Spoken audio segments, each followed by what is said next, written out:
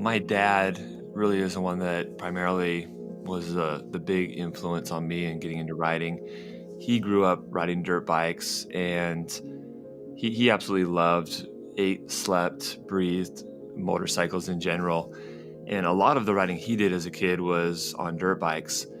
And so that was kind of his hobby or his recreation when he had any time off work, was he would go out to the desert and ride dirt bikes. So as I was growing up, he got me little Honda XR 80s, and when I got a little bit bigger, he got me the 100cc version. So he took me out at a very, very young age and really taught me how to ride out in the deserts of Southern California.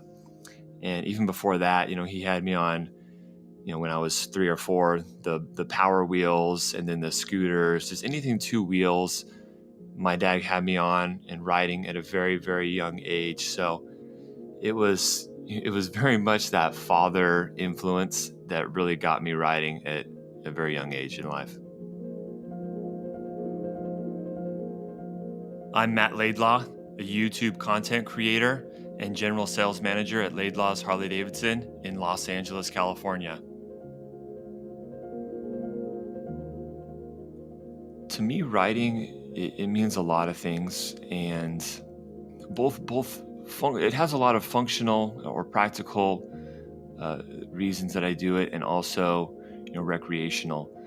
So to me, riding is obviously transportation, getting to and from work, and also kind of like I mentioned already, my recreation. There's nothing I love better than to get a group of friends and go ride out to Death Valley or the Sequoias, or just do like a day trip to Neptune's Net on the coast of California, or go to Julian, California. There's just a million places that we like to go. And so, yeah, to me, riding it just fulfills so many different aspects of my life and needs. Obviously, riding is also what I do professionally.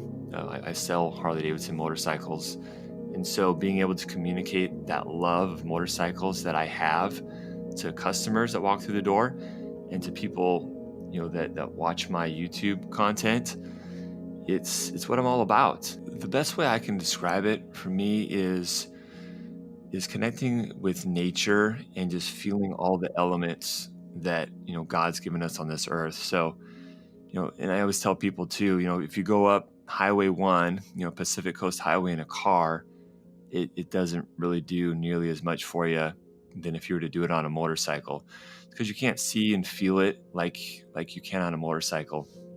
And when I go on a long ride and I get back, it completely clears your head. And I know that is kind of maybe the overly used, and a lot of people say that, but really what I can kind of relate that to is if you go out, any outdoor recreational activity, whether it be snowboarding, which I'm a huge fan of, or camping or hiking, any of these things where you get very grounded and you connect with nature.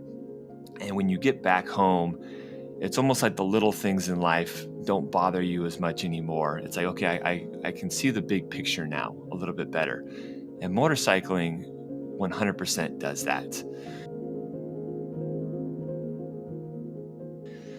Yeah, back in, I want to say 2008 or 9, my dad and I went on the Love Ride together. For a long time there, it was the largest single day ride in the country, I believe. It wasn't considered a rally or anything like that, but just a single day ride. And it was one where we all met at Glendale Harley-Davidson, and they always had a lot of cool celebrities and things come out there, and so we got to meet a lot of cool guys. We took a ride out to the Pointe Fairgrounds, and just kind of being among thousands of riders, traveling down the freeway in an escorted manner it was rad. And just to hear the sound of thousands of Harley-Davidson's engines and exhaust at the same time, it's one of the most amazing feelings. And I felt it before in other rides. That's certainly not the only ride I've done, but it was one that was kind of early in my full-time career as selling Harley-Davidsons. and, a time that I was able to kind of experience with my dad. And so that really stands out a lot.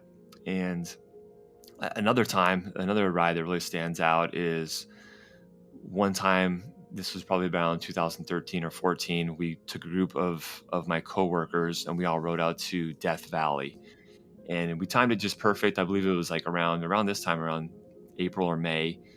And just riding out there that night, there was like this like thunderstorm shower thing going on.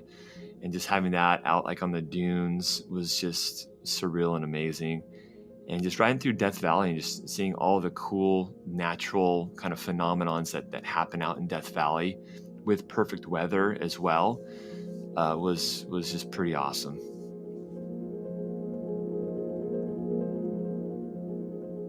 Well, the place I want to go is southern Utah. I was talking about it yesterday with my coworkers that I really want to put a trip on the calendar to go to like Bryce Canyon.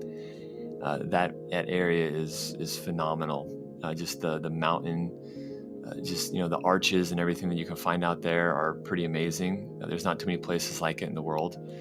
So yeah, I'd like to do like a 2 or 3 night stay up in Zions and Bryce Canyon up in southern Utah. So that's what I'd like to do. And right now, I don't know what the legalities of everything and staying inside is, but quite frankly, I feel like getting out on the road on a motorcycle, there's nothing wrong with that right now. Of course, you don't have the hotels and the restaurants open, but to get out on a day trip, I think it's the perfect activity that you can be doing right now with this whole coronavirus thing. Maybe I'm out of line. Maybe the governor or the president wouldn't agree with me, but to get out on a motorcycle and to get out on the open highways, if I can see one silver lining in this whole thing, it is that highways are open right now. I mean, there's no one on the roads, and that's not a good thing. Believe me, I'd rather have people at work and the traffic of LA that we're used to. I'd rather have that. But like I said, the silver lining is the roads are empty right now. And so, getting out on what was once really busy roadways or PCH out by Santa Monica up to Malibu, where it's normally extremely crowded. Dude, I'm all about get out there right now and enjoy it and enjoy the roads right now, especially if your work has been put on hold or if you're working at home and you have a little extra time. In my opinion, now is the time right now to get out there and take a day trip, get on the bike and experience it, man. There's not too many times in Southern California where you can get out there with the lack of traffic that we have right now.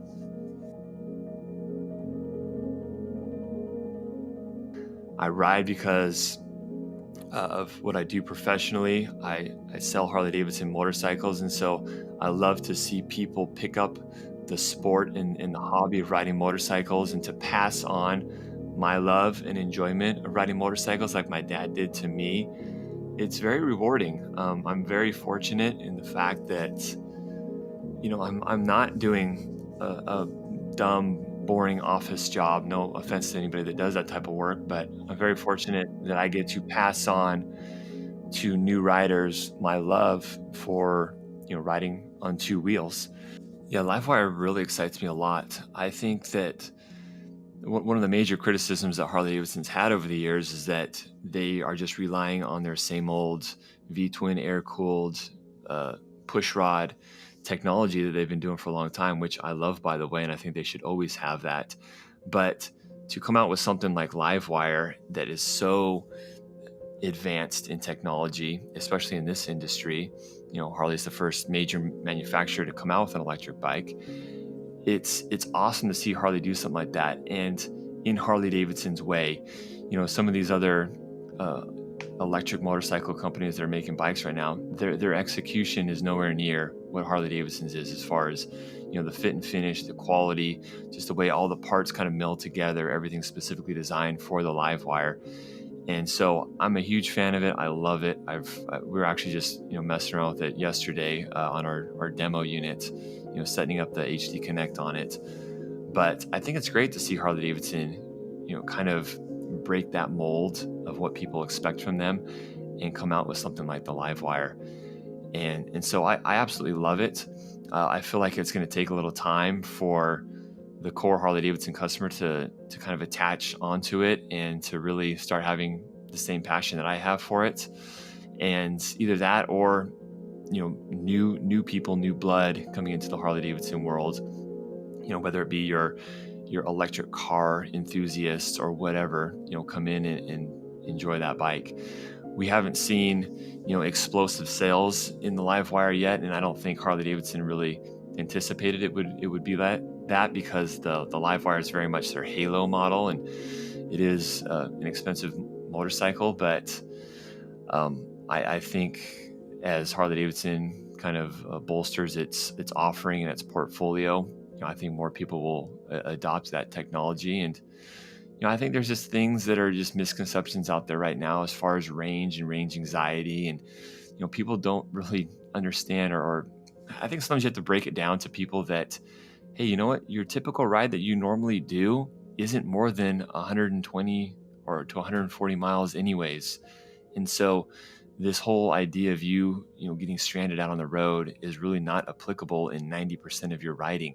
Unless you're a guy that tours the country for long distance, the whole range is a non-issue. And so anyways, I don't want to get on a tangent on that, but the Livewire, the long and short of it, is an amazing bike. I love the push right now that Harley-Davidson's doing with test rides, because everybody who's ever ridden that bike loves it. They get off it and just immediately, and I don't know what they were expecting, but they get off and they say, I wasn't expecting that. I don't know if they weren't expecting just how amazing the power delivery is or what, but it's a bike that you really gotta experience it first, and you have to open your mind a little bit. I feel like so many of the core Harley-Davidson customers are very closed-minded to just the feeling and the mechanicalness that they're used to, which is great, but at the same time, it doesn't hurt to kind of experience more than what you're used to.